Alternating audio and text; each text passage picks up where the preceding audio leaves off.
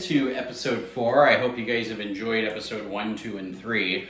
And hopefully you guys have watched those videos and you're starting to apply some of those principles and you're starting to make a little bit more money than you were before. Or if you're losing money in Pot Limit Omaha, hopefully we've stopped the bleeding and now you're no longer losing money. So last episode I covered how to play crazy tables where you're generally getting 6 people to the flop.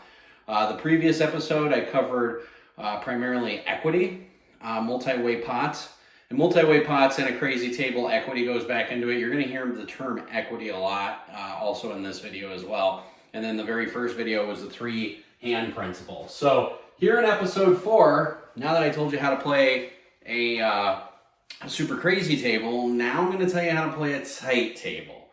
Tight tables in Pot Limit Omaha are generally never fun, okay? I shouldn't say never fun, but usually on a tight table, what I do is I put on the captain's hat and I just go hog wild. I bet max every time, get people to fold. If you're sitting at a table, again, all of these videos are going to pertain to 1, 2, 5 with a straddle of 10 or 1, 3, 10 if you're in Detroit. So you're not going to run into a tight table in Detroit. I don't have to worry about that. You're really not going to run into a tight table in Texas. The place that I've ran into a tight table a couple of times is the 1, 2, 5 at the Wynn. I've also ran into crazy tables at the 1, 2, 5 at the Wynn. But generally, your tight tables, you don't have to worry about this if you're in Texas. You don't have to worry about this if you're playing in Detroit. But when Pot Limit Omaha was being played at the Soaring Eagle in Mount Pleasant, you do have to worry about it. Because I will tell you, one of my worst experiences in Pot Limit Omaha, not because I wasn't winning or I wasn't losing, was at the Soaring Eagle because everybody wanted a limp. I felt like I was in 1-2 no limit hold'em playing with a bunch of college kids. It was ridiculous. And keep in mind, the average age of Omaha players is generally a little bit older.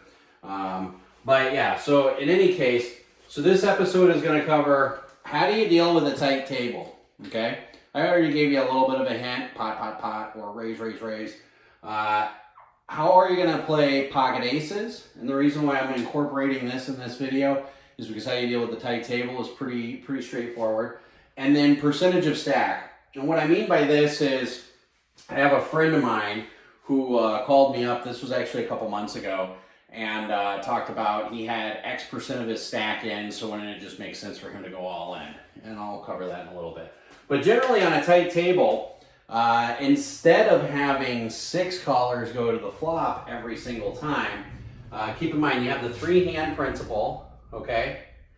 And some people, I've had a few people tell me that even my range on the 3-hand principle is a little looser than their range, and that's perfectly okay. But that also means that person who told me that is probably okay with playing at a really tight table. So on a tight table, again, we're going to be 8 to 9 handed.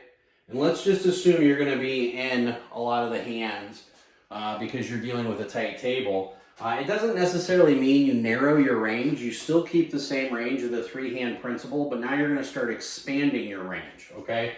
And I might touch on to the button as well, if I learn how to spell. Button, what I call the button principle. And I guess I might touch into that in a little bit on this episode. But essentially, when you're 8 to 9 handed and you're on a super tight table, you're generally going to go 3 ways to the flop on the majority of flops, okay? There's going to be no 3-betting. No one's going to 3-bet, okay? No 3-betting. The only time somebody does 3-bet on a super tight table, I mean, you can just tell them to turn their cards over. You know they've got aces. You don't know what their other 2 cards are, okay? And there's ways to handle that because when somebody 3-bets, again, going back to stack sizes, if the stack size starting is $1,000 and the most they can 3-bet is like $150, you know, you're gonna end up making a profit even on a super tight table. Generally, my first recommendation is if you're on a super tight table, get up, go do something else, go run errands, go find a different table. It doesn't really matter. I don't like tight tables, but you are going to run into a situation, say you're driving and you run into, maybe not Indianapolis, but say you get to Joplin, Missouri or something like that, or in Tulsa, Oklahoma, and you run into a PLO table and you're at a tight table and it's the only game in town. You know, you're driving through, you want to play poker for 4 hours, have a beer, eat some edibles, whatever. Next thing you know, you're stuck on a tight table and you're like, what do I do? What do I do? Well, again, most of the time you're going to deal with 3 ways to the flop. There's going to be almost no 3-betting. I put no 3-betting here, but almost no 3-betting. So very little 3-betting. Anytime somebody does 3-bet, the key is you know what they have. So your range can be a lot wide open. But yeah, so basically it all ties back into equity, but also you can start bluffing a lot more. And you don't even have to bluff by doing a pot-sized bet. You can bluff by doing a value bet. Okay, so generally on a 1-2-5 and on a really tight table, you can tell because there's no straddling. Like you're the only guy who's straddling. Maybe there's one other person on the table who's straddling. You know, and if the average age is like around 70 or 75, there's definitely no straddling there. But in any case, so you're not going to have very many straddlers. So generally speaking, you're going to bet $20 to $30 pre-flop. You're going to get 3 ways to the flop. But these pots here are going to be anywhere from like, we'll just say $75, okay?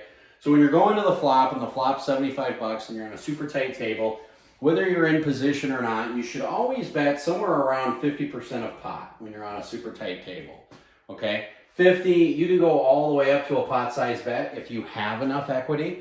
This is when you might display what you have as far as a good hand in a tight table, because if you have, for example, a suited ace and there's 75 in the pot, you don't mind betting pot because you know with a suited ace and enough flush draw, you're always getting 36% equity.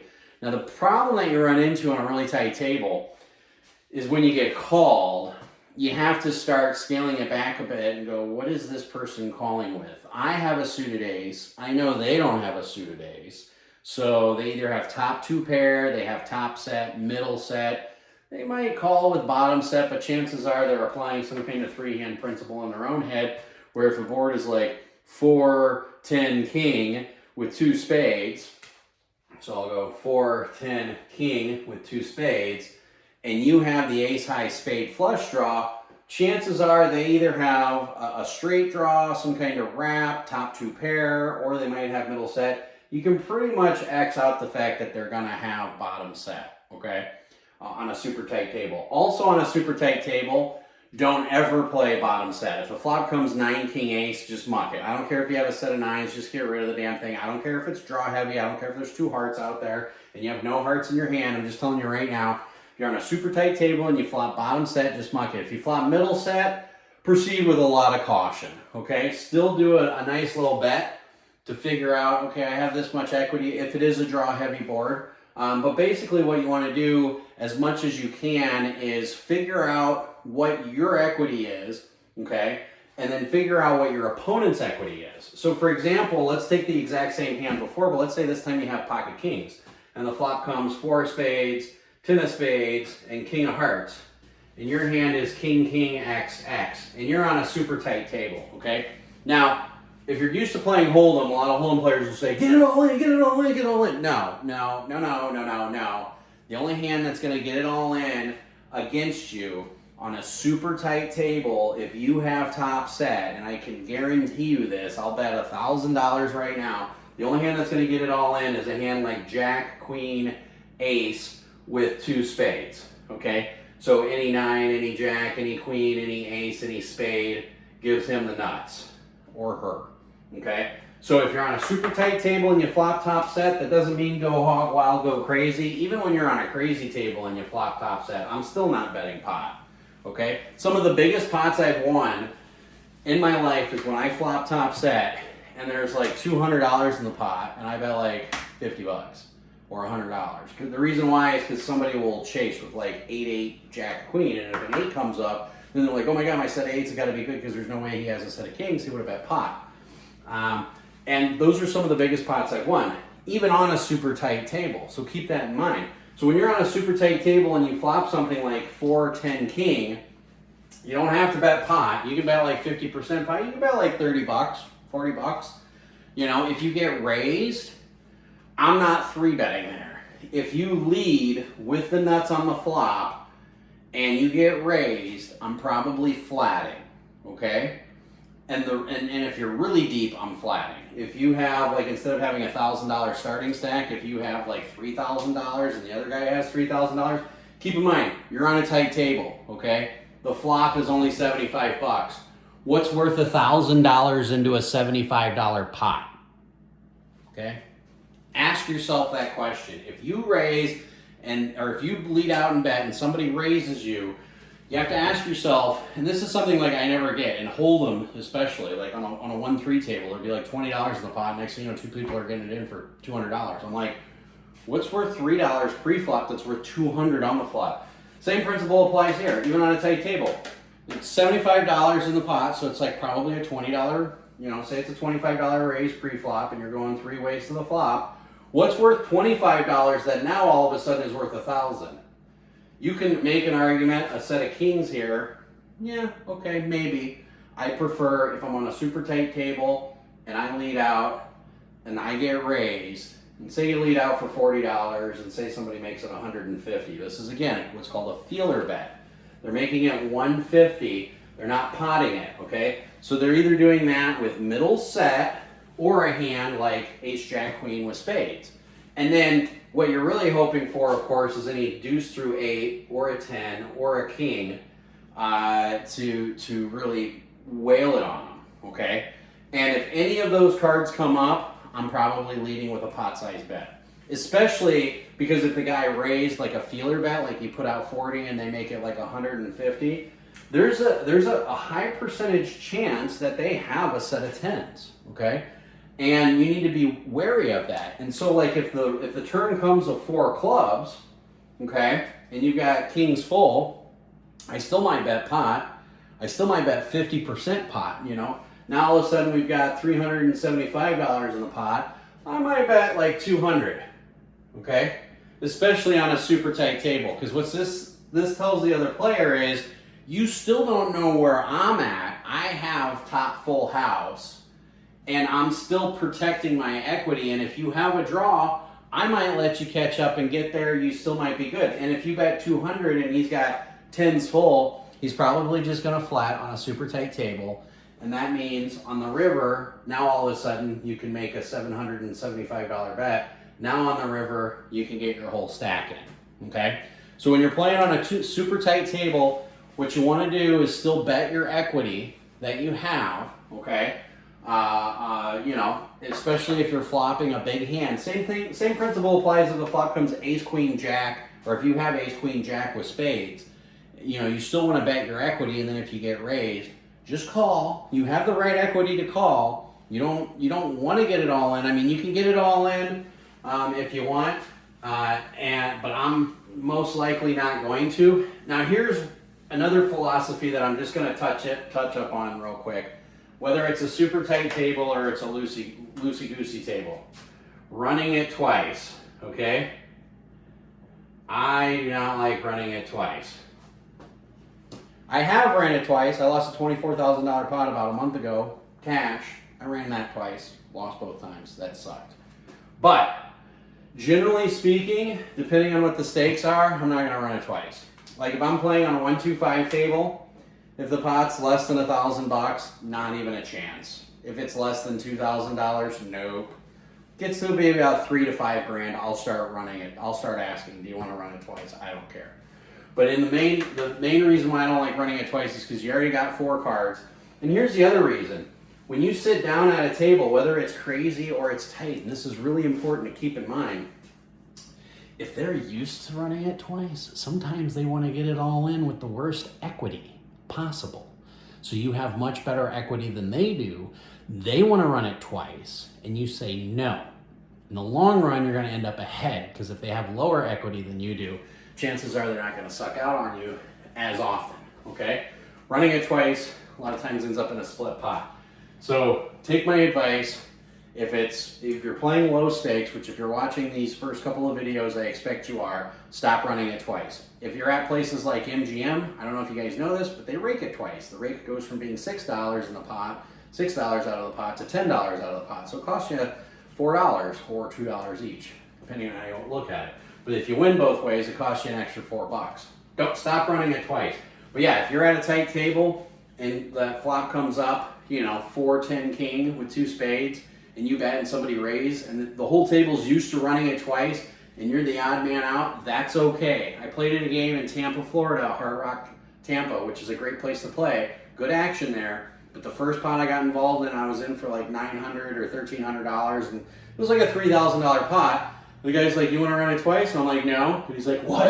And I had a wrap and a flush draw, and the guy had a set, and I ended up losing the hand, okay, which I'm okay with. Again, in Pot Limit Omaha, you have to be okay with playing it properly and losing. That's okay.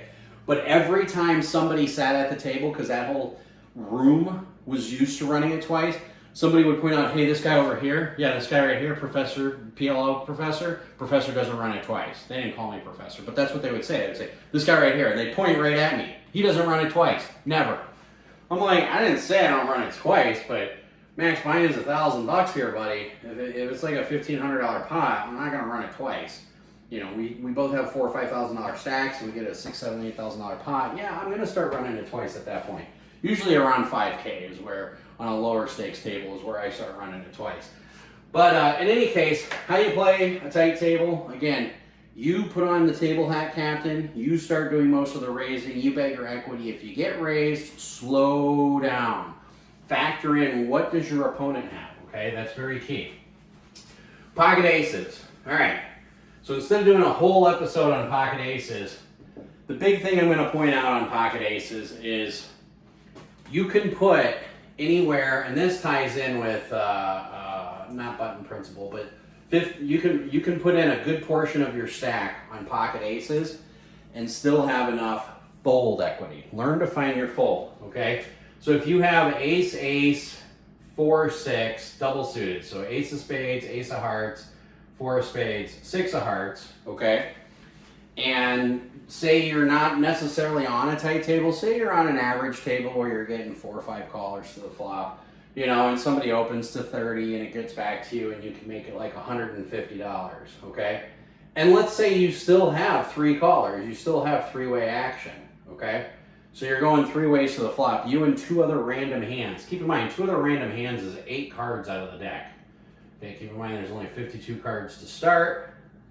This is one of those things where math starts becoming applicable. But you got to figure, what is that, 15, 16% of the deck is in your opponent's hands, okay?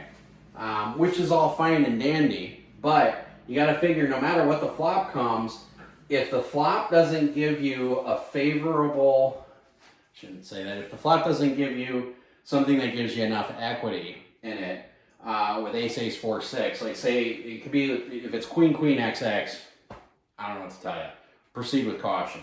But if the flop comes something like 10, jack, 3, say with 2 clubs, that's not a hand I really like with pocket aces, okay? So if your stack size is anywhere, like even if you got $1,000 in there and you're able to 3-bet to $400, that's 40% of your stack, okay? If you put 40% of your stack in with pocket aces and the flop comes 10, jack, 3 or 7, 8, 9, you have enough equity to fold there, okay? Now, on the flip side, if the flop comes something like, I don't know, 7, 8 deuce, rainbow, I mean, this is it's going to be draw heavy. The most draw heavy board in Pot Limit Omaha is 9, 10X with 2 suits, with 2 cards and 1 suit. This right here is the most draw heavy board in Pot Limit Omaha. If you ever want to know what's going to have the most action on every flop, it's this right here, 9, 10X, whether it's 9 of spades, 10 of spades, or 9, 10, and then they're, you know, suited. 2 suited cards with a 9 and a 10, because so many wraps and so many draws hit that. But when you start getting into flops that are like 8 high, that's when you can start saying, okay, do I have position?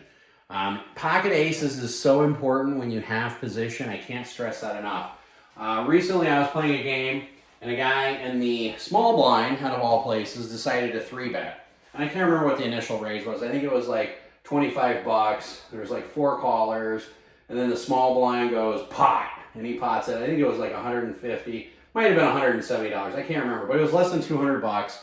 And I was sitting there with, I think I had like 2,500 at the time, and the guy had like 2,000 at the time. I was like, whatever. And I was the first person to call, and I made the mistake by doing a little bit of table talk. I generally don't table talk. I'll always ask for an Omaha 9, but one of the things I said is wait, you repotted it? And he goes, yeah. And I said, and you're in the small blind? And he goes, yeah. I said, okay, I call. Okay? So when you're playing pocket aces, position is so important. So important. If you're out of position, you need to put in 60% of your stack before the flop comes, okay? So in a situation like this where it's 25, there's 4 callers, he probably could have just kicked it back to 50 or 75 or flatted. I'm even okay if you're out of position, if you're in the small blind or the big blind, I'm okay with you flatting with pocket aces every once in a while. If they're double suited, I'm never flatting in any position. But if it's like ace, ace, 4, 6, and you have no suits, like say this one is, oops, drop my pen. Say this one is clubs and this one is diamonds, you know, I'm okay if you're in the small blind or the big blind just to flat with there. If it's double suited, you have so much equity, re-raise there. But yeah, if you don't get 60% of your stack in pre-flop with pocket aces, then what you need to do is you just need to do a sweetener raise. And you'll have some crazy tables like that. You can turn a tight table into a crazy table. If Bob over here makes a 25 and 3 people call and you kick it back to 50, you might kick it back to 50 with a rundown hand. You might kick it back to 50 with something like queen, queen, 9, 10, just so when you kick it back with 50 with pocket aces, you know, they don't know you have pocket aces, okay? So there's times when you have aces that you just want to sweeten the pot just a little bit more. Let's just min raise. Let's just do a min click back, depending on position, okay? Percentage of stack. This is what I was getting at before. So I have a friend of mine who had a really nice rundown hand. He had ace, king, queen, 10, okay? And he was double suited. DS means double suited, so it really doesn't matter because all the double suits apply. And so he had somebody raise and then somebody 3-bet. I think his starting stack was $600, and he was out of the small blind, okay? And he managed to 3-bet to, I think it was around $225 was this 3-bet. And if he's watching this video, it's okay, I love you, baby. It was a good learning lesson, and I'm using it in this example. But basically, he still has, what, $375 left? But what he was used to looking at it was No Limit Texas Hold'em, which I'm sure a lot of you guys are. So he made it 225 and he had 1 caller. So there was like 500 in the pot, give or take a little bit, okay?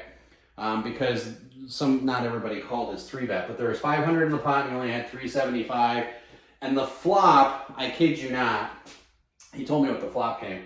The flop came deuce, 4, 5. Rainbow. Okay? And he's first to act. And now if you're a Hold'em player, you can say, well, you only got 375, you win 500, you got enough equity to jam. I told him, I said, you should just check that flop. Before he even finished his story, I already knew he was going to lose. But I said, you should really check that. You have enough fold equity. Yeah, you've got 375 into a $500 pot, but what are you really hoping for? That the guy's got like pocket 9s and you doink one of your overs? Like, even if the guy does have pocket 9s, okay, for example, if he does have pocket 9s, you know, you've got 3, 6, 9, 12 outs, okay?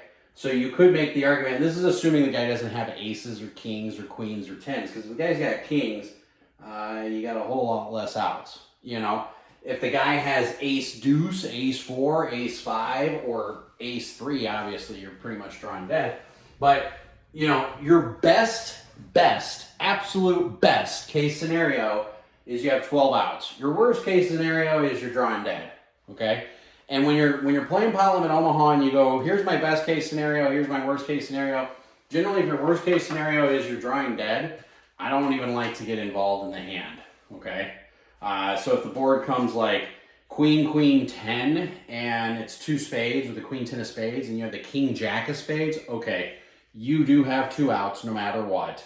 You have some kind of equity there. But generally speaking, even if I got ace, king, jack, I don't like to get involved in a paired board hand, okay? You're just going to lose money that way. You're going to lose a lot of money drawing on a paired board hand, so stop drawing on paired boards. But in any case, so yeah, he gets it all in and the guy calls, and the guy actually, he had his best case scenario. The guy had 6, 6, 7, 8 double suited. So the guy had a rundown, And on that flop, that's really the only cards he can get it in with. And it came running 9s, 9-9, and the guy won with 9s over 6s. And you'll see stuff like that happen from time to time. My biggest pot I've ever won with the worst hand is I once won a $22,000 pot 3 ways with pair of 7s. We all had runs. We all had rundowns. We were holding everybody's same cards, and it came runner, jack, jack. So, but my point is, percentage of your stack, I'm not going to get into the button principle today. I'm going to cover that in another episode. But your percentage of your stack does not necessarily mean you have to get it all in. So if you have a good hand like ace, king, queen, 10 double suited, that's a hand I'm going to 3-bet with. I'm definitely willing to get it all in pre-flop, depending on who I'm playing against with that hand. But if you have $600 in your stack and you 3-bet it to 225 and you swing and a miss and you strike out, don't chase good money after bad. That $375 is good money. Don't chase that good money after bad. So I hope this has helped you guys. Please don't forget to like and subscribe. I'm putting out about 2 to 3 videos a week. Pretty excited about this stuff. And I like the comments coming in. Again, if you have any comments that you want to see a particular situation, definitely mention something in the comments. Otherwise, like and subscribe. Thank you guys for all the feedback in the comments. And as always, play smart and run like a god.